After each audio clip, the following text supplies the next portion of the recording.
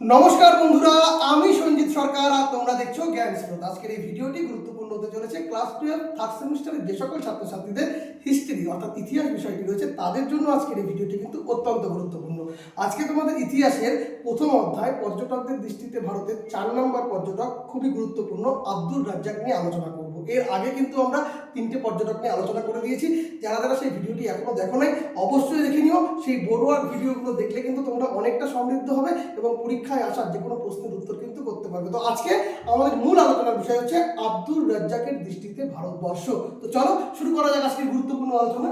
দেখো, আব্দুর রাজ্জাক যে বলছি, সে ভারতবর্ষে আসার যে টাইমিংটা ছিল সেটা 1442 থেকে 43, এই টাইম পিরিয়ডটা আমরা একদম স্টেপ বাই স্টেপ ধরে ধরে আলোচনা করবো। তো প্রথমেই আমরা জানবো আব্দুর রাজ্জাকের সম্পূর্ণ নাম কি। সবচেয়ে বড় নাম কিন্তু মাথায় রাখবে, হ্যাঁ, সবচেয়ে বড় নামটা কি?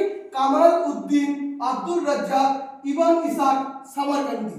আরেকবার, কামাল উদ্দিন আব্দুর রাজ্জাক ইবন ইসাক সামারকান্দি। তিনি জন্মগ্রহণ করলেন কবে? 7ই নভেম্বর 1413 খ্রিস্টাব্দে। কোথায়? পারস্যের হিরাত শহরে, বর্তমান সেটা আফগানিস্তানের অংশ। বোঝা গেল? ইনি কে ছিলেন? বিশিষ্ট পণ্ডিত ছিলেন এবং পর্যটক ছিলেন। তিনি পারস্যের তৈমুর বংশের রাজদরবারে কিন্তু যুক্ত ছিলেন। এবার সবচেয়ে বড় কথা, পারস্যের সম্রাট ছিলেন সেই সময় মির্জা শাহরুখ। মির্জা শাহরুখের দূত হিসাবে সে ভারতে আসে। কারণ মির্জা শাহরুখ চেয়েছিল ভারতের যে, বিশেষ করে দক্ষিণ ভারতের যে খবরাখবর, সেটাতে কিন্তু তিনি অনেকটা সমৃদ্ধ হয়েছিলেন এবং সেই জায়গার সঙ্গে তিনি কিন্তু একটু সংযোগ স্থাপন করতে গিয়েছিলেন। তো তারই দূত হিসাবে আব্দুর রাজ্জাক কিন্তু গিয়েছিল ভারতবর্ষে, বিশেষ করে কালিকট বন্দর হয়ে সে বিজয়নগর সাম্রাজ্যে প্রবেশ করেছিল। কি করে কি হলো না হলো আমরা স্টেপ বাই স্টেপ আলোচনা করছি। তো দেখো, ভারতে আগমন কবে করছে? 1442 খ্রিস্টাব্দের জানুয়ারি মাসে তিনি পারস্য থেকে যাত্রা শুরু করছেন। কবে করছেন? 1442 খ্রিস্টাব্দের জানুয়ারি মাসে পারস্য থেকে যাত্রা শুরু করলেন। একই বছরে অর্থাৎ সেই 1442 খ্রিস্টাব্দের নভেম্বর মাসে সে ভারতের কালিকট বন্দরে কিন্তু অবতরণ করছে এবং সেখান থেকে কিন্তু সে বিজয়নগর সাম্রাজ্যে যাচ্ছে। অর্থাৎ কালিকট বন্দরে নামার পরে সেখানে কি দৃশ্য দেখলেন, সেখানে কি কি ঘটনা ঘটলো না ঘটলো, সমস্তটা কিন্তু আমরা স্টেপ বাই স্টেপ দেখবো। এবার দেখো, এই ব্যক্তি কিন্তু একটা গ্রন্থ লিখেছিল। এর গ্রন্থের নামটাও বড়, এর সম্পূর্ণ নামও বড়, গ্রন্থের নামটা বড়। গ্রন্থের নামটা কি? মাতলা উস সাদাইন ওয়া মাজমা উল বাহরিন। আর একবার, মাতলা উস সাদাইন ওয়া মাজমা উল বাহরিন। ভারতে আসার উদ্দেশ্য কি ছিল? ভারত ও পারস্যের মধ্যে কূটনৈতিক ও বাণিজ্যিক সম্পর্ক স্থাপন করা। তাহলে এইটুকু পার্ট বোঝা গেছে। সম্পূর্ণ নামটা কি বললাম? কামাল উদ্দিন আব্দুর রাজ্জাক ইবন ইসাক সামারকান্দি। জন্ম 7ই নভেম্বর 1413 খ্রিস্টাব্দে পারস্যের হিরাত শহরে, বর্তমানে সেটা আফগানিস্তানের অংশ। বিশিষ্ট পণ্ডিত এবং পর্যটক ছিলেন। পারস্যের তৈমুর বংশের রাজদরবারের সঙ্গে যুক্ত ছিলেন। সেই সময় সেখানকার রাজা ছিলেন মির্জা শাহরুখ। তার দূত হিসাবে সে ভারতবর্ষে আসছেন, ভারতে আগমন করছেন। 1442 খ্রিস্টাব্দে জানুয়ারি মাসে সে পারস্য থেকে রওনা হচ্ছে এবং ওই বছরই নভেম্বর মাসে সে কিন্তু কালিকট বন্দরে এসে পৌঁছাচ্ছে। সেখান থেকে সে বিজয়নগরে ঢুকছে। তো তার গ্রন্থের নাম মাতলা উস সাদাইন ওয়া মাজমাউল বাহরিন এবং তার ভারতে আসার উদ্দেশ্য কি ছিল? ভারত ও পারস্যের মধ্যে কূটনৈতিক ও বাণিজ্যিক সম্পর্ক স্থাপন। এটুকু মাথার মধ্যে ঢুকেছে। এবার দেখো, ভারত দর্শন ও পর্যবেক্ষণ। তিনি প্রথমে কোথায় নামলেন? কালিকট বন্দরে। আব্দুর রাজ্জাক কালিকটের অত্যন্ত নামার পরে দেখলেন কি, সেই কালিকটের যে বন্দরটা ওখানে কিন্তু অত্যন্ত ব্যস্ত, খুব ব্যস্তবহুল জায়গা, কিন্তু নিরাপদ এবং আন্তর্জাতিক বাণিজ্যের একটা কেন্দ্র হিসাবে বন্দনা করছে যে কালিকটকে। এবার কি সামাজিক প্রথা, তিনি কালিকটের শাসককে কি বলছেন? সামুরি, সামুরি অর্থাৎ জামরিন বলে উল্লেখ করছেন। বোঝা যাচ্ছে? উত্তরাধিকারী কথা। আবার কালিকটে গিয়ে উত্তরাধিকারী কথা দেখলো কি, যে দেখো স্বভাবত কি হয়, রাজার পুত্রই কিন্তু পরবর্তীকালে সিংহাসনে বসে, কিন্তু কালিকটে কিন্তু নিয়মটা আলাদা। রাজার পুত্র কিন্তু এখানে সিংহাসনে বসবে না, এখানে রাজার বোনের সন্তান কিন্তু সিংহাসনে বসবে। এই উত্তরাধিকারী কথাটা কিন্তু তিনি কালিকটে লক্ষ্য করলেন। এছাড়াও কালিকটে যে সমস্ত মানুষজন থাকতো সেখানে কিন্তু অনেকে কিন্তু সাধারণ পোশাক পরতো, হ্যাঁ, মানে অনেকটা অর্ধনগ্ন টাইপের পোশাক থাকতো। যারা ধনী মুসলিম ছিল তারা খুব সুসজ্জিত পোশাক পরতো। বোঝা যাচ্ছে? এবার দেখো, বিজয়নগর সাম্রাজ্য নিয়ে আমরা এখানে আলোচনা করবো। এবার দেখো, বিজয়নগর সাম্রাজ্যের পাটটাকে দেখো, নগর পরিকল্পনা। সে মানে আব্দুর রাজ্জাক যখন ঢুকছে বিজয়নগরে, সে বিজয়নগর সম্বন্ধে কি বর্ণনা দিচ্ছে? যে বিশ্বের অন্যতম সুন্দর শহর বলছে এবং এই শহরে 7টা সুদৃঢ় প্রাচীর রয়েছে। কটা প্রাচীর রয়েছে? 7টা। তাকে কি বলা হয়? সপ্ত প্রাচীর বলা হয়। এই সপ্ত প্রাচীর যেটা আছে, এর যে সপ্তম দুর্গ, এই সপ্তম দুর্গের ভিতরে কিন্তু ছিল রাজপ্রাসাদ। বোঝা যাচ্ছে? বিজয়নগর শহরটা 7টা সুদৃঢ় প্রাচীরে কিন্তু ঘেরা ছিল এবং সপ্ত প্রাচীর যেটাকে বলা হতো আর কি, তার সপ্তম দুর্গে কিন্তু রাজপ্রাসাদ ছিল।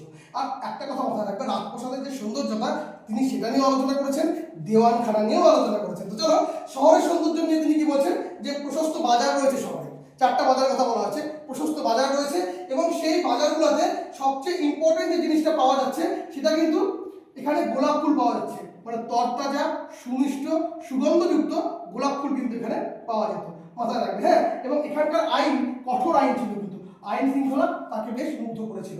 এবার কি আমরা আলোচনা করবো রাজা দ্বিতীয় দেবরায়ের রাজদরবার। বলছিলাম না রাজদরবার নিয়ে আলোচনা করবো। এই রাজদরবার থেকে সে বিস্মিত হয়ে গেছিল।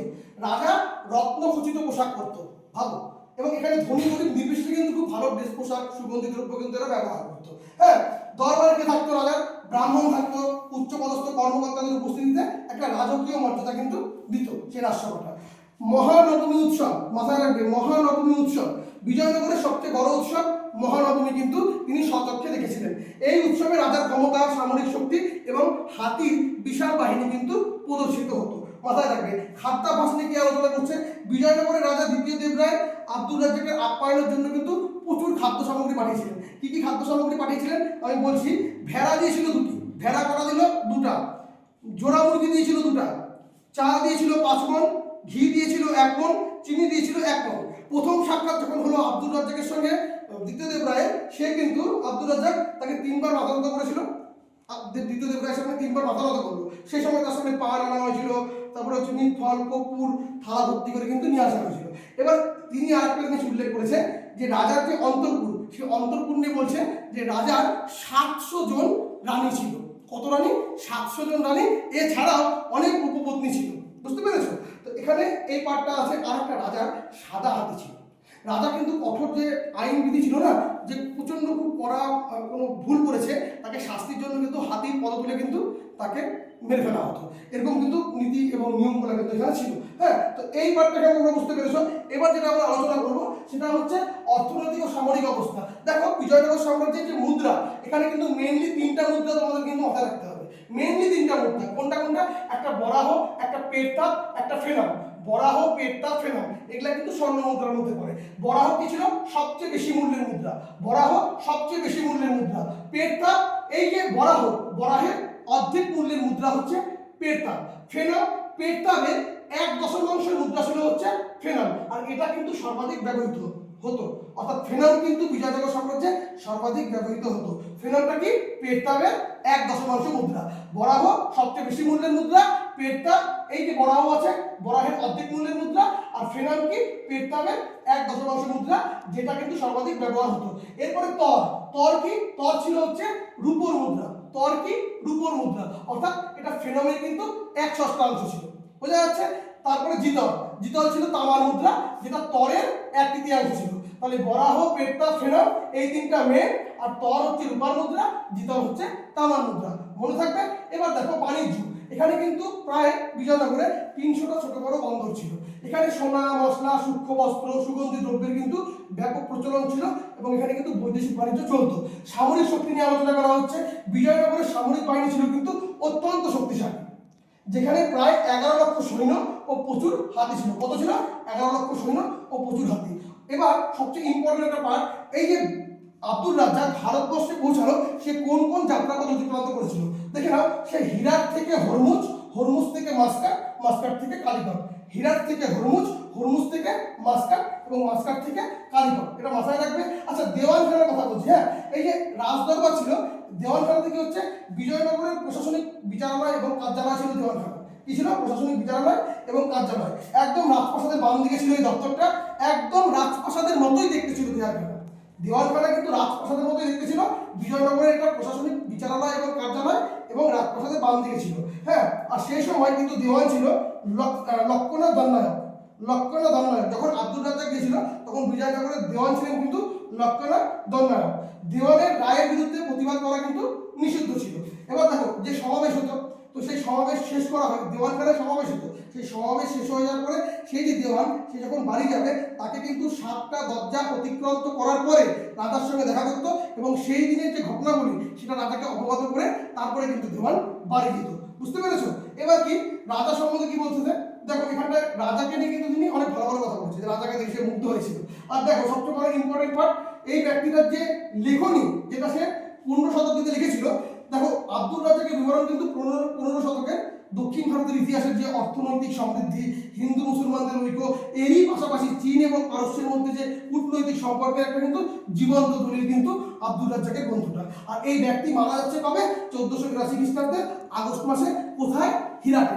এই হচ্ছে তোমার আব্দুর রাজ্জাক। খুব কি কঠিন আছে, শুধু নামটা মাথায় রাখতে হবে। ফুল নামটা কামাল উদ্দিন আব্দুর রাজ্জাক ইবন ইসাক সামারকান্দি, এবং তার গ্রন্থ হচ্ছে মাতলাউস সাদাইন ওয়া মাজমাউল বাহরিন। এবং তিনটা রাজার কথা কিন্তু আমরা বুঝতে পারতেছি। একটা, তিনি যেখানে ছিলেন, অর্থাৎ সেই যে পারস্যের তৈমুর বংশীয় রাজদরবার, সেখানে ছিলেন কে? মির্জা শাহরুখ। মির্জা শাহরুখের নির্দেশে কিন্তু দূত হিসাবে কালিকটে আসতেছে। কালিকটে যে ছিল সেকে সামুরি বা জামরিন, এবং বিজয়নগরকে কাস্টমে দেখা হলো দ্বিতীয় দেবরায়। এই তিনটা কিন্তু রাজা ছিল। তো এই পার্টগুলো দেখতে লাগবে, মুদ্রাগুলো মাথায় রাখতে হবে। বরাহ, পেট্টা, ফেনাম, তর, জিতক, হ্যাঁ, এই পার্টগুলো তোমার দেখতে হবে। মহানবমী উৎসব, দেওয়ানখানা, এই পার্টগুলো কিন্তু তোমার দেখতে লাগবে। কোন রাস্তা দিয়ে আসলো, হিরাট, হরমুজ, মাস্কাট, কালিকট, এই পার্টগুলো তোমাদের কিন্তু দেখতে লাগবে। এই হচ্ছে আলোচনা। যদি কোথাও বুঝতে অসুবিধা হয় অবশ্যই কমেন্ট করে জানাবে। আর তোমাদের কি কি বিষয় বোঝাতে হবে, বা কোন কোন টপিকগুলো বোঝালে তোমাদের ভালো হবে, কোন কোন বিষয়ে নোট কি দিলে ভালো হবে, অবশ্যই কমেন্ট করে জানাবে। আমি তোমাদের সহযোগিতা করার চেষ্টা করব। তোমরা এই ভিডিওটিকে কিন্তু ফেসবুক প্ল্যাটফর্ম এবং ইনস্টাগ্রাম প্ল্যাটফর্মে দেখতে পাবে। যদি সেক্ষেত্রে দেখে থাকো অবশ্যই পেজটিকে কিন্তু ফলো করে দিও। ভিডিওটি ভালো লাগলে অবশ্যই লাইক করো, বন্ধুদের মধ্যে শেয়ার করো। চ্যানেলে প্রথম হয়ে থাকলে অবশ্যই সাবস্ক্রাইব করে পাশে দেওয়া নোটিফিকেশন বেল আইকনটি ক্লিক করে রাখো পরবর্তী আপডেট পাওয়ার জন্য। আর আমাদের সঙ্গে যুক্ত হওয়ার জন্য হোয়াটসঅ্যাপ চ্যানেলের লিঙ্ক দেওয়া থাকবে, টেলিগ্রাম চ্যানেলের লিঙ্ক দেওয়া থাকবে। তোমরা চাইলে অবশ্যই যুক্ত হতে পারো। যারা যারা আমার কাছে অনলাইন বা অফলাইনে টিউশন করতে চাও বা নোটস নিতে চাও, নোটসের ক্ষেত্রে কিন্তু অবশ্যই পেড করতে হবে। তারা অবশ্যই যোগাযোগ করতে পারো আমার সঙ্গে 7384384758 নম্বরে। ততক্ষণ অবধি পরবর্তী নতুন ভিডিও আনার আগে তোমরা এই ভিডিওগুলো দেখো, নিজেদেরকে সমৃদ্ধ করো। পাঠ্য বইটাকে অবশ্যই পড়ো, পাঠ্য বই পড়ার পাশাপাশি এই ভিডিওগুলো দেখো, উপকার অবশ্যই পাবে। তো আজকের মতো টাটা, বাই বাই।